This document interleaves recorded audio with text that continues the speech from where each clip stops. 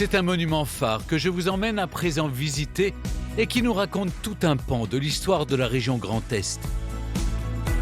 Et ce n'est ni un château, ni une église, mais plutôt une cathédrale de fer et d'acier. Avec sa nacelle qui culmine à 82 mètres de hauteur, le parc du Haut-Fourneau U4 de Uckange en Moselle est un témoignage rare de la sidérurgie du XXe siècle encore conservée en France. Un lieu que l'on peut visiter toute l'année en compagnie des anciens ouvriers et qui nous réserve à la tombée de la nuit un spectacle éblouissant.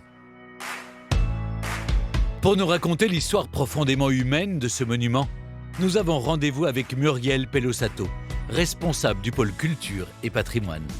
La première fois que je suis arrivée, ce que j'ai ressenti vraiment, c'est son âme. En fait, on imagine très bien quelle était la vie sur ce site. Et la valeur du travail était peut-être compliquée, mais on sent vraiment la valeur humaine. C'est ce qui m'a vraiment touchée. L'histoire du Haut-Fourneau U4 d'Uckange débute en 1890. À cette époque, la Moselle est alors annexée par l'Allemagne. C'est une région très riche en minerais de fer et en charbon. Et c'est pour cette raison que deux maîtres de forge allemands décident d'y construire leur usine sidérurgique. Ce site, ils l'ont trouvé stratégique parce qu'en fait, on était vraiment déjà sur un territoire frontière et à proximité de voies ferrées du cours d'eau de la Moselle qui passe juste à côté et qui permettait d'acheminer facilement les matières premières. Sur ce site, on a eu jusqu'à 6 hauts-fourneaux. Donc on était vraiment sur un site gigantesque. On a eu jusqu'à 2000 personnes qui travaillaient sur le site au moment où il fonctionnait à plein régime. Après la Première Guerre mondiale, la Lorraine redevient française. L'usine d'Uckange passe alors, elle aussi, sous contrôle français. C'est le début de l'âge d'or de la sidérurgie en Lorraine. C'est ce qu'on a appelé le Texas lorrain. Une prospérité exceptionnelle règne sur cette région entre 1920 et 1960. À cette époque, la Meurthe-et-Moselle fournit près de 70% de l'acier consommé en France. Le chômage y est inexistant et les usines sidérurgiques tournent à plein régime, dopées par les commandes. On ne compte pas moins de 250 hauts fourneaux en Moselle en 1940, un véritable Eldorado industriel. Mais les années 60 sonnent le début du déclin de l'acier et de la sidérurgie lorraine. Le U4 s'éteint définitivement en 1991 au terme d'une lente agonie.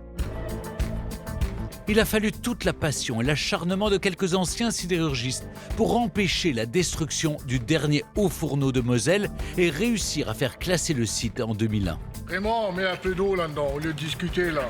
Oh, au boulot. Il s'appelle Jean, Raymond ou Jean-Pierre. Ce matin, ils travaillent à la réfection d'un bas fourneau, une réplique miniature destinée à montrer au public le fonctionnement de l'usine. Ce sont les gardiens du patrimoine d'Uckange. Si on le regarde, c'est un tas de ferraille qui est rouillé, mais ça a une histoire. C'est des hommes qui ont travaillé là-dedans. C'est une histoire humaine qui est très, très forte. Toute notre vie, elle était rythmée par l'usine. La vie de vos parents, la vie de vos enfants, la vie de vos petits-enfants.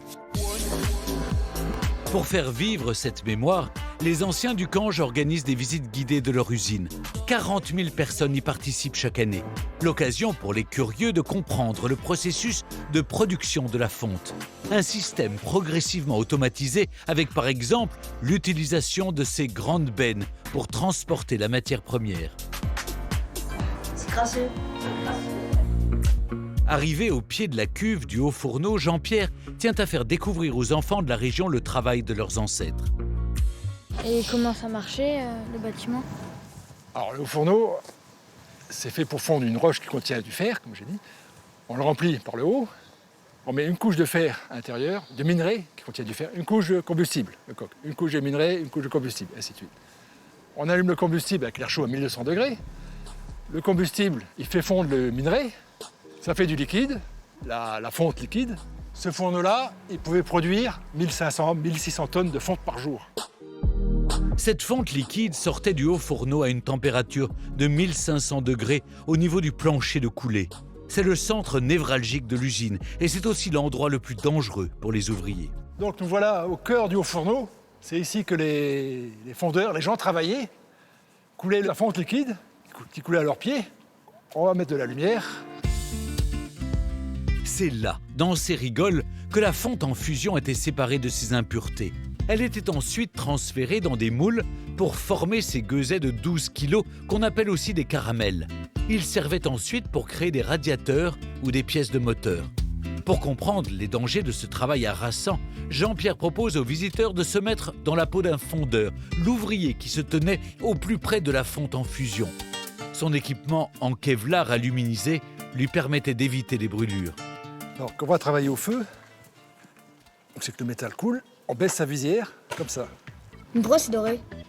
Alors, c'est doré parce que ça réfléchit la lumière, ça réfléchit la luminosité de la fonte. Comme ça, t'es pas ébloui. Ah, C'est comme les cosmonautes. comme les Daft Punk. Pour Jean-Pierre, qui a passé 19 ans de sa vie dans l'usine, transmettre ce patrimoine aux générations futures est aujourd'hui un devoir. Savoir qu'il y a des gens qui ont travaillé comme ça à la chaleur, qui ont sué, qui ont même été blessés, des fois. Il faut le transmettre et il faut savoir tout ça.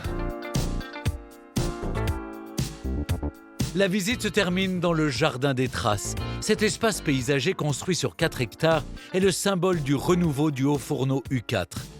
À la fois lieu de mémoire, de patrimoine et de promenade, le site est aussi devenu un centre culturel important. Toute l'année, il accueille des spectacles, des concerts et des expositions. Le soir, à la tombée de la nuit, n'hésitez pas à venir admirer la silhouette élancée du U4. Le monstre de fer s'illumine alors de 1000 couleurs.